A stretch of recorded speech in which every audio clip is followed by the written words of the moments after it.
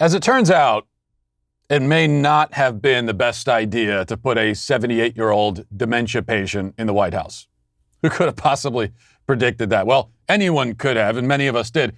We've only just begun to experience the consequences of having a mentally and physically unfit person as commander-in-chief.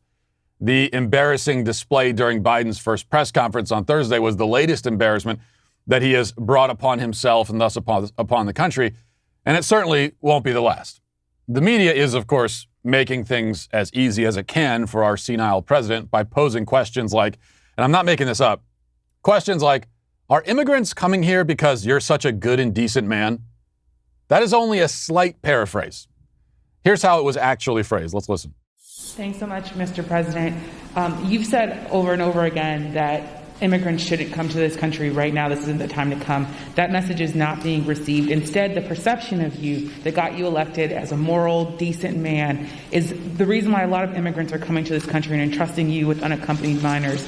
How do you resolve that tension? And how are you choosing which families can stay and which can go, given the fact that even though with Title 42, there are some families that are staying? And is there a timeline for when we won't be seeing these overcrowded facilities run by CPB when it comes to unaccompanied minors? Well, look, I guess I should be flattered. People are coming because I'm the nice guy. That's the reason why it's happening. That I'm a decent man, or however it's phrased. That's why they're coming, because Biden's a good guy. Yes, Mr. President. Follow-up question. It strikes me that you're a very good-looking, handsome man. Thoughts on that? Our media holding feet to the fire, as always. But their efforts couldn't save Biden from himself as he stumbled, mumbled, bumbled his way through the short exchange with his obedient press corps. At one point, the president claimed that he came to the United States Senate 120 years ago. Let's listen to that. With regard to the filibuster, I believe we should go back to a position of the filibuster that existed just when I came to the United States Senate 120 years ago. And that is that... Now, that claim is closer to the truth than it ought to be. I mean, it wasn't 120 years ago, but it was not far from that. His math is still a little bit off the mark, though. And that was far from the most alarming incident. At another point, the president began to answer a question, trailed off into unintelligible rambling, stopped abruptly, and picked up with a new thought. Here's what that sounded like. I'm going to say something outrageous. I have never been particularly poor at calculating how to get things done in the United States Senate. So the best way to get something done, if it holds near and dear to you that you like to be able to, anyway, we're going to get a lot done. And if we have to, if there's complete lockdown and chaos as a consequence of the filibuster, then we'll have to go beyond what I'm talking about. Okay, hang on. Sorry. Oh, Miss Kim.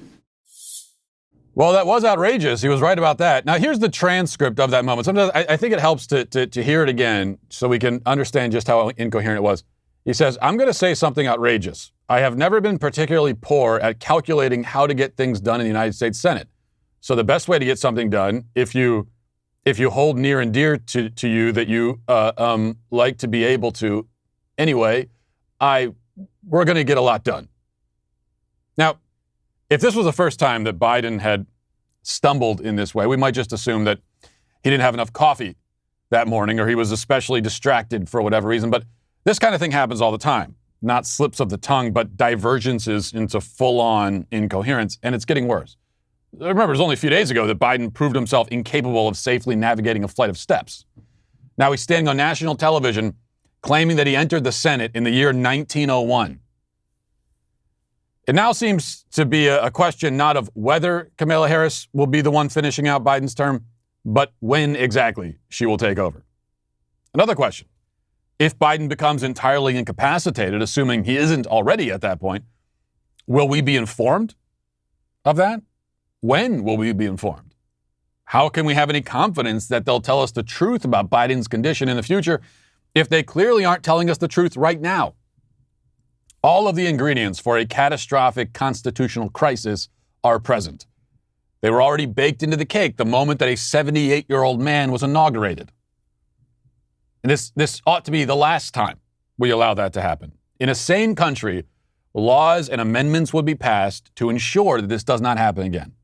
Quite simply, it is madness to allow a man like this to become president of the United States.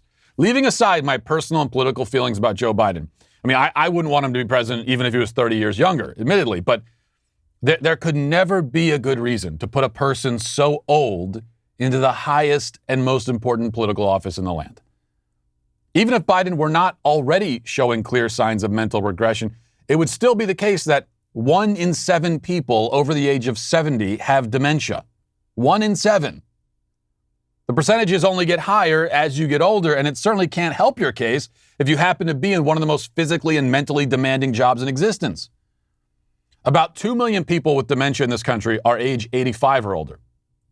But there are only 7 million people total in that age bracket.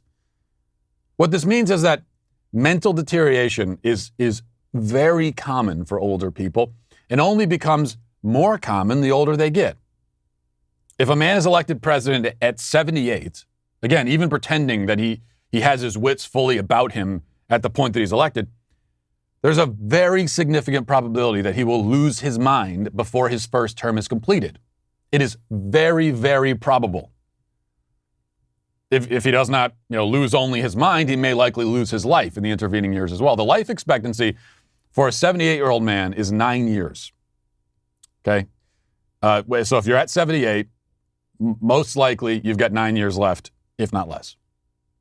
And that, again, doesn't factor in the unique stresses and burdens of the job. They get to that life expectancy of 9 years for 78-year-old people, but they're measuring this based on the majority of 78-year-old people who are retired and are living lives of relative leisure.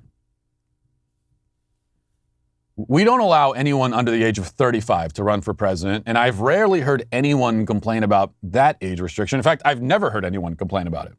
Never. Yet, the risk inherent in having a decrepit president are much, much greater than the risks of having a spry, young 32-year-old in office. If we're ruling out the 32-year-old on the basis of his age alone, it doesn't make any sense that we refuse to rule people out on the other end of the age spectrum. There should be an upper age limit on the presidency just as there is on a lower limit. We could be generous, and we could talk about what the age limit should be. We could be generous. We could put the cap at 75. You could go younger. You can make an argument for younger. And this would give every American 40 years between 35 and 75 to take their shot at the presidency if they desire. Can't get it done in 4 decades. It wasn't meant to be. Go home and play with your grandchildren. It'll be better for you. It'll be better for the country. It'll be better for your grandchildren. Well, I hope you enjoyed that clip from the Matt Walsh Show. If you did, go ahead and hit that subscribe button right down there so you can stay up to date on all of our future content.